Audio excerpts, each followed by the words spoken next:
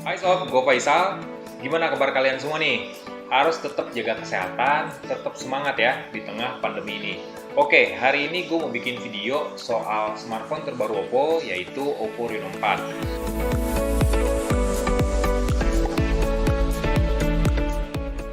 Sebelumnya gue udah bikin first impression hands-on soal HP ini, dan sekarang gue mau bikin khusus bahas soal spesifikasi, benchmark, performa, sampai urusan baterai dari Oppo Reno 4. Pengen tahu kayak gimana?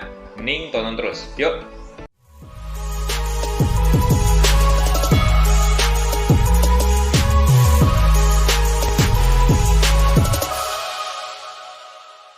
Sebelum kita masuk ke bagian benchmark dan juga bahasan soal baterai, gue mau bahas sedikit soal spesifikasinya Sob. Nah, Oppo Reno 4 ini didukung oleh spesifikasi kelas menengah yang bisa dibilang cukup mumpuni sebenarnya.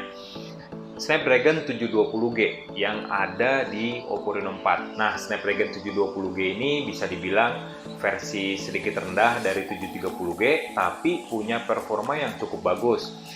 Snapdragon 720G udah didukung oleh adanya chip AIE atau Artificial Intelligence Engines.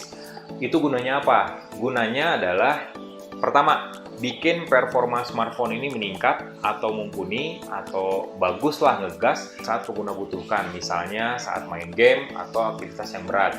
Tapi juga Snapdragon 720G memberikan efisiensi daya yang bagus karena AIE-nya itu, jadi powerful tapi daya tahannya oke. Selain itu, 720G juga dipersiapkan Qualcomm sebagai chipset buat HP gaming kelas menengah Sob. Kenapa? Karena di dalamnya udah ada fitur bernama Snapdragon Elite Gaming. Nah, Snapdragon Elite Gaming ini ya itu tadi, meningkatkan performa smartphone khususnya saat main game. Apalagi Oppo Reno 4 punya fitur khusus game, namanya Game Space, yang akan gue bahas nanti di bagian video gaming, video terpisah, jadi tungguin aja. Oke, sekarang kita bahas soal benchmarknya. Nah, sekarang kita bahas soal benchmarknya nih. Tapi sebelum itu, gue mau kasih kondisi dulu ke kalian sebagai penonton. Jadi kondisi benchmark Oppo Reno 4 yang gue lakukan adalah di kondisi performa high atau high performance. Nah, buat ngeset high performance ini gampang, tinggal masuk ke settings, terus masuk ke baterai atau battery, dan disitu pilih di scroll bawah ada mode high performance. Cuman konsekuensinya performanya memang jadi bagus, jadi ngegas, tapi baterai jadi lebih boros. Itu sih pilihannya, tapi di kondisi benchmark ini gue pakai opsi tersebut. Nah, dalam benchmark gue pakai 3 aplikasi Sob, Antutu Benchmark, 3D Mark, dan PC Mark. Jadi ketiga benchmark ini memang langganan gue pakai ketika review ataupun bikin video kayak gini. Dan untuk Antutu Benchmark ya meskipun nggak ada di Google Play Store, tapi di App Store-nya atau Play Store-nya Oppo, Antutu Benchmark masih ada, masih terdapat, bisa diinstal di sini. Tapi ya itu ada peringatan dari Google memperlihatkan ke kita kenapa Antutu Benchmark nggak ada di Google Play Store dan sebaiknya untuk tidak diinstal. Tapi ya untuk kebutuhan video ya gue maksain buat install dulu. Oke, untuk Antutu Benchmark Snapdragon 720G, pokoknya dapur pacu yang ada di Reno 4 ini bisa memperoleh skor sekitar 283 ribuan. Itu skor yang cukup baik menurut gue karena pertama, karena ketika gue masuk mode ranking atau opsi ranking di aplikasi, Reno 4 bisa bersaing dengan beberapa smartphone kelas menengah yang terbaru, misalnya kayak Redmi Note 9 Pro. Terus bahkan bersaing dengan flagship tapi yang seri lawas, misalnya kayak Huawei P20 Pro, terus Mi Note 10, ataupun Samsung Galaxy S9. Tapi skornya jauh, bukan jauh, tapi skornya masih cukup kalah dengan beberapa smartphone yang baru keluar juga, misalnya kayak Redmi Note 8 Pro. Tapi secara overall, skor Antutunya udah bagus banget buat sebuah smartphone kelas menengah. Nah, sekarang kita bahas soal 3D Mark. Nah, 3D Mark ini benchmark, kasarnya nih, benchmark buat nguji kemampuan GPU atau pemrosesan grafis dari sebuah smartphone. Dalam hal ini adalah Reno 4. Di Reno 4, ada 2 pengujian sebenarnya di 3D Mark. Pertama adalah Slingshot dan Slingshot Extreme di OpenGL dan Vulkan. Untuk Slingshot, Oppo Reno 4 bisa memperoleh skor sekitar 3.585 poin.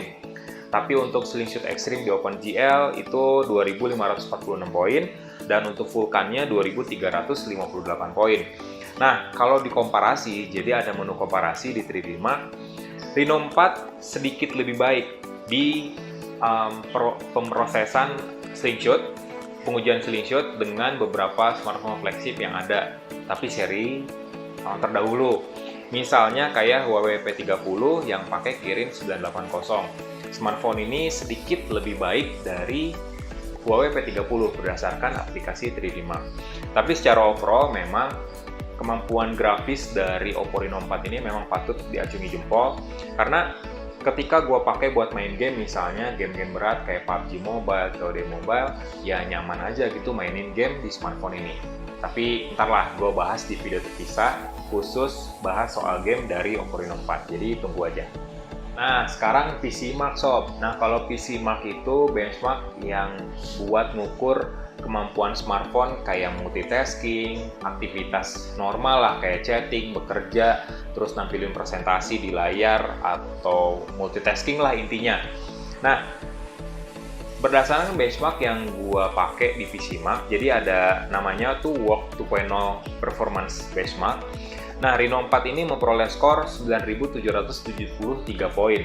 Itu sebuah skor yang menurut gua cukup tinggi untuk smartphone kelas menengah, karena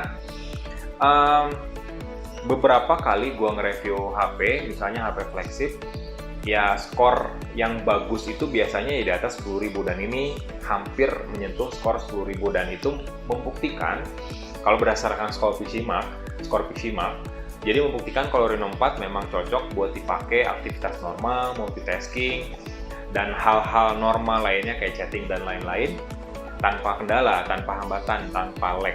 Apalagi smartphone ini udah punya konfigurasi spesifikasi yang bagus.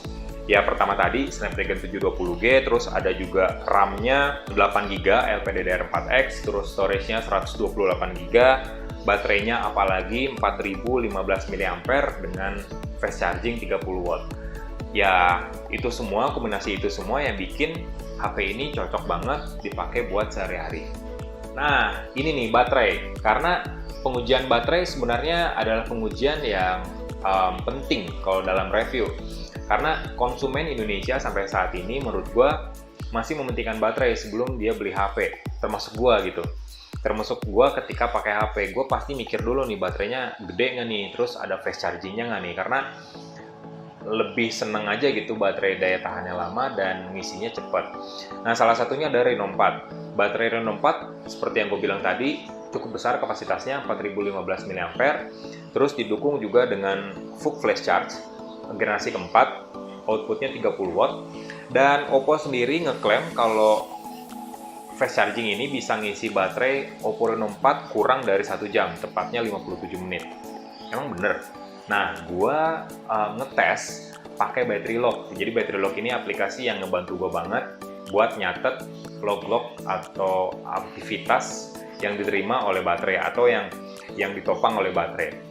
Nah, berdasarkan aplikasi battery lock, jadi Oppo Reno 4 benar-benar bisa keisi kurang dari 1 jam, bahkan lebih cepat menurut gua dari klaim Oppo sendiri 54 menit. Tapi gua ngecasnya itu dari 15% sampai 100%, dan itu membutuhkan waktu tepat 54 menit. Nah, kalau dijabarin 10 menit pertama itu baterai sudah terisi 25%. Terus kalau dalam waktu 20 menit baterainya terisi sekitar 43%. Jadi ya ibaratnya kalau lu bangun pagi, baterai HP-nya udah mulai ngedrop, terus lu ngecas, ya ditinggalin sholat dulu, sarapan, mandi, siap-siap, pas balik lagi ke kamar ngeliat HP udah penuh. Singkat itu. Gimana soal daya tahannya nih? Karena ngapain juga fast charging kalau daya tahan baterainya ya sama aja gitu, cepet-cepet juga habisnya. Nah, untungnya Reno 4 180 derajat daya tahan baterainya dengan fast chargingnya. Fast chargingnya kencang banget, sementara untuk daya tahan baterainya lama banget. Gue ada 2 pengujian buat ngetes daya tahan baterai smartphone ini. Pertama pakai PC Mark Battery Life, dan yang kedua adalah muter video YouTube di kualitas Full HD atau 1080p, dan nyatet lognya itu pakai battery lock tadi. Nah, untuk PC Mark Battery Test, Smartphone ini bisa bertahan sampai 12 jam 27 menit dengan baterai tersisa 15%. 12 jam 27 menit itu SOT-nya loh, termasuk proses yang berjalan di PC Mark tadi. Kebayang kalau misalnya nih, SOT-nya 6 jam dipakai terus, misalnya 6 jam, ya mungkin perolehan waktunya, daya tahan waktunya itu jauh lebih lama.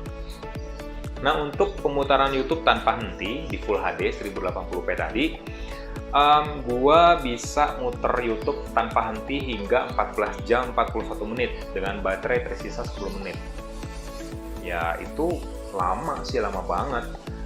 Untungnya sih koneksi internet nggak keganggu gitu. Kalau keganggu mah ya nguji lagi kan. Tapi untungnya nggak keganggu, dan baterai dari Reno 4 ini memang punya daya tahan yang oke, ngecasnya juga cepet. Pasti dari kalian nanya, kunaon sih Kang, baterainya awet banget? Kalau kata orang Sunda gitu ya. Pertama ya tadi, gue bahas tadi yang di awal, adalah Snapdragon 720G yang megang kenapa daya tahan baterainya nih awet. Karena Snapdragon 720G udah ada chip AI-nya yang bikin efisiensi dayanya itu tinggi meskipun performanya juga cukup mumpuni. Kedua, di ColorOS versi 7 berbasis Android 10 yang ada di Reno 4 ini, ada fitur-fitur yang benar-benar ngejaga kinerja baterai itu bisa hemat, bisa efisien sedemikian rupa gitu. Salah satu fiturnya adalah Super Power Saving Mode. Nah, panjang banget kan namanya. Tapi intinya fitur itu tuh jadi menyesuaikan penghematan daya untuk masing-masing aplikasi yang dipakai oleh pengguna. Misalnya ya kalian seringnya pakai WhatsApp atau Instagram, ya performanya dimaksimalin di situ ketika buka aplikasi itu. Tapi kalau misalnya kalian jarang-jarang buka aplikasi, ya otomatis performa prosesor dari Snapdragon 720G bakal diturunkan, bakal dinormalin gitu ya, nggak maksimal banget. Dan untuk baterainya juga diusahakan untuk tetap efisien. Jadinya ya baterainya awet sampai 15 jam lebih tadi buat muter YouTube. Nah, itu tadi pembahasan gue soal spesifikasi Reno 4, benchmark, uji baterai juga. Secara overall sih gue suka sama performa dari Oppo Reno 4 ini. Karena ya pertama baterainya awet. Yang penting sih baterai awet, ngecasnya juga cepat. Dan untuk kebutuhan sehari-hari ya no problem sih, nggak ada masalah yang berarti, nggak ada rasa nge-lag dan lain-lain. Apalagi secara penggunaan keseluruhan, HP ini nyaman buat dipakai karena ringan banget sob, ringan tipis pula. Ya enak lah buat digenggam, buat digunakan sehari-hari, apalagi buat dikantongin di celana.